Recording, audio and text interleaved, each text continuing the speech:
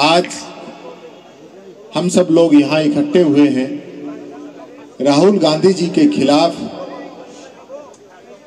जो भारतीय जनता पार्टी के नेता हैं, मंत्री हैं, विधायक हैं, इनके सहयोगी दलों के विधायक हैं, वो जिस प्रकार की बयानबाजी कर रहे हैं उसके विरोध में हम यहाँ उपस्थित हुए। एक व्यक्ति कहता है कि राहुल गांधी जी की जुबान काट दो, एक कहता है उनकी जुबान को जला दो, एक कहता है मैं 11 लाख का इनाम दूंगा, एक उनके मर्डर करने की धमकी देता है। ये देश के अंदर क्या हो रहा है? राहुल गांधी जी ने तो इसके खिलाफ कुछ नहीं कहा, और एक तरफ देश का प्रधानमंत्री जो ये बोलता है कि कुछ लोग मुझे मारना चाहते हैं। कौन मारना चाहता है वो तो आपने आज तक बताया नहीं। और आपके पार्टी के लोग लोकसभा में हमारे नेता प्रतिपक्ष राहुल गांधी जी को सरेआम मारने की धमकी दे रहे हैं। उसके लिए आपके पास एक शब्द नहीं है। न प्रधानमंत्री बोलता है, न गृह मंत्री बोलता है, और ये बोलेंगे भी नहीं, क्योंकि जो बोलने वाले लोग हैं ये भारतीय जनता पार्टी के गुर्गे हैं।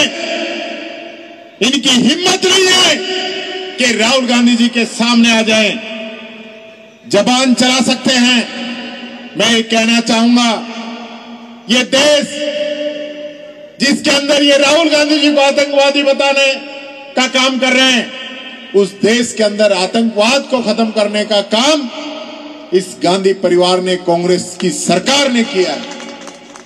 चाहे सरदार बेअंत सिंह हो, आज रंधावा जी आए थे कल, वो कह रहे थे बिट्टू बोलने से पहले सोच। जिस आतंकवाद की बात कर रहे हैं उस समय तुम्हारे पिताजी मंत्री थे, उसके बाद वो कांग्रेस के प्रदेश अध्यक्ष रहे दादाजी, और उसके बाद वो मुख्यमंत्री रहे पंजाब के। तो उन्होंने आतंकवाद खत्म करने का काम किया या आतंकवाद पैदा करने का काम किया? ये खुद सोच, अपने गिरेबान के अंदर झांक के देख। ये लोग इसलिए राहुल गांधी से डर रहे हैं कि राहुल गांधी जी ने कन्याकुमारी से लेकर कश्मीर की पैदल यात्रा की, वो मणिपुर से मुंबई तक गए, देश के दलित, किसान, पिछड़े, व्यापारी, मजदूर सबसे मिले, उनके दुख दर्द को जाना, और नफरत के बाजार के अंदर मोहब्बत की दुकान खोलने का काम किया। वो हमारे नेता राहुल गांधी जी ने किया। ये उनसे डर रहे हैं, उनकी ताकत से डर रहे हैं। जो नारा 400 पार का दे रहे थे ना, 200 पार आके अटक गए। ये इस बात से डर रहे हैं। आज इनको अगर किसी से खतरा है तो राहुल गांधी से है। वो व्यक्ति जो 56 घंटे ईडी हो, इनकम टैक्स हो, सीबीआई हो, जो मर्जी पूछताछ करने के लिए बुला ले, हर जांच के लिए सीना खोल के तैयार रहा, उसको डरा नहीं पाई, उसको धमका नहीं पाई, उसको पीछे नहीं कर पाई। इसलिए लोग राहुल गांधी जी से डरते हैं। और मैं कहना चाहूंगा, वो समय नजदीक है। मेरे कांग्रेस के कार्यकर्ताओं, मजबूत हो जाओ। आने वाले समय में इस देश के प्रधानमंत्री राहुल गांधी जी बनेंगे। ये बात मैं कहना चाहता हूं। क्यों बनेंगे? क्योंकि इस देश का हर तबका उनको इस नजर से देखने लग गया है। जो इन्होंने राहुल गांधी जी की छवि खराब करने का काम किया था, वो सारा सिस्टम फेल हो गया। अब इनको कुछ नजर नहीं आ रहा है। अब ये पीछे लग रहे हैं कि राहुल गांधी विदेश में जाकर इस देश की छवि खराब कर रहे हैं। मैं पूछना चाहता हूं, नरेंद्र मोदी जी विदेश में जाके कह रहे थे कि हमारे देश में पहले लोग पैदा होते थे तो ये कहते थे भगवान ने कहां मुझे पैदा कर दिया, कहां मैंने जन्म ले लिया भारत देश के अंदर। अरे मोदी जी, इस देश को मजबूत बनाने का काम कांग्रेस ने किया है। और आज जिस बयान के लिए आप राहुल गांधी जी को चारों तरफ से घेरने की कोशिश कर रहे हो, जिनके लिए बयान दिया है, वो एक व्यक्ति नहीं बोल रहा है, क्योंकि उन सबको पता है राहुल गांधी जी ने क्या बोला है। राहुल गांधी जी ने कोई आरक्षण के खिलाफ नहीं बोला। राहुल गांधी जी ने कहा, जब उनसे पूछा गया कि आपकी पार्टी आरक्षण को आगे बढ़ाना चाहती है क्या, तब राहुल गांधी जी ने कहा कि आरक्षण जारी रहेगा, उस दिन तक जारी रहेगा जब तक सब लोगों को समानता का अधिकार नहीं मिल जाए। और यही हम चाहते हैं। मैं खुद दलित वर्ग से हूं, मैं कहना चाहता हूं कि हम भी उस दिन आरक्षण छोड़ देंगे जिस दिन समानता का अधिकार मिल जाएगा। हमें उसके बाद आरक्षण की जरूरत नहीं है। वो चाहे एससी का है, एसटी का है, ओबीसी का है, ईडब्ल्यूएस का है, कोई आरक्षण नहीं चाहेगा। समानता की लड़ाई। और इस बात को ये लोग पूरे देश के अंदर एक मैसेज करना चाहते हैं। वो मैसेज इनका चलने वाला नहीं है, फेल हो गए हैं।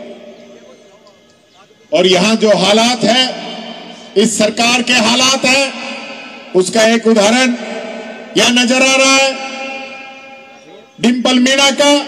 और यह एक उदाहरण नहीं है। रोजाना राजस्थान के अंदर 19 महिलाओं के साथ रोजाना रेप होता है, बलात्कार होता है राजस्थान के अंदर, जिसके अंदर दलित भी है और छोटी छोटी बच्चियां भी जिसके अंदर हैं। और इनकी जबान पे ताले लग गए हैं, एक शब्द इनके नहीं निकलता है। 27 दलितों पे रोजाना एट्रोसिटी राजस्थान के अंदर हो रही है, एक शब्द इनसे नहीं निकलता है। ये हालात राजस्थान के अंदर बन रही है। और जयपुर के हालात क्या है? सारे रास्ते, सारी सड़कें, सारे नाले सब बंद पड़े हैं। सरकार की आंखों पे ठेकरी रख दी जाती है ना, वो हालत इनको, और इनको नहीं दिख रहा है क्या हालात जयपुर और पूरे प्रदेश के अंदर हो रही है। सारे काम, पिछली सरकार की योजनाएं, उन सबको रोक दिया गया है। इन सबको रोकने का काम ये लोग इसलिए कर रहे हैं कि इनको सरकार चलानी नहीं आती। सिर्फ और सिर्फ कांग्रेस की बुराई करने से काम चलने वाला नहीं है, आपको काम करके दिखाना पड़ेगा। मुख्यमंत्री जी अभी चले गए कोरिया, जापान के अंदर, शायद जर्मनी और जाना था, तो डोटासरा जी ने कह दिया तो बीच में ही छोड़ के आ गए और आके स्वागत करा रहे हैं।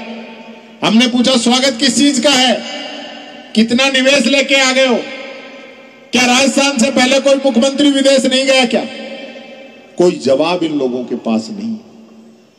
मैं आपसे एक ही निवेदन करना चाहूंगा, कांग्रेस के हर एक मजबूत कार्यकर्ता से ये निवेदन करना चाहूंगा, क्या जो प्रदेश के और देश के जो हालात हैं, उन हालातों के अंदर हमें डट के मुकाबला करना है। और अब ये मोदी घबराया हुआ है, ये घबरा के इस प्रकार के कांड करवाना चाहता है। सही कह रहे थे प्रताप सिंह जी कि पूरे राजस्थान के अंदर ये लोग आपस में लड़ाने का काम करना चाहते हैं। और राजस्थान में नहीं, पूरे देश के अंदर, चाहे हरियाणा हो, राजस्थान हो, जम्मू कश्मीर हो, महाराष्ट्र हो, मणिपुर हो, असम हो, कोई जगह इन लोगों ने नहीं छोड़ी जहां पे दंगे इन लोगों ने नहीं करवाए हो। फूट डालो राज करो की नीति ये लोग अपनाना चाहते हैं। इनका इलाज करना जरूरी है और इनका इलाज करेगा राहुल गांधी का कार्यकर्ता बब्बर शेर।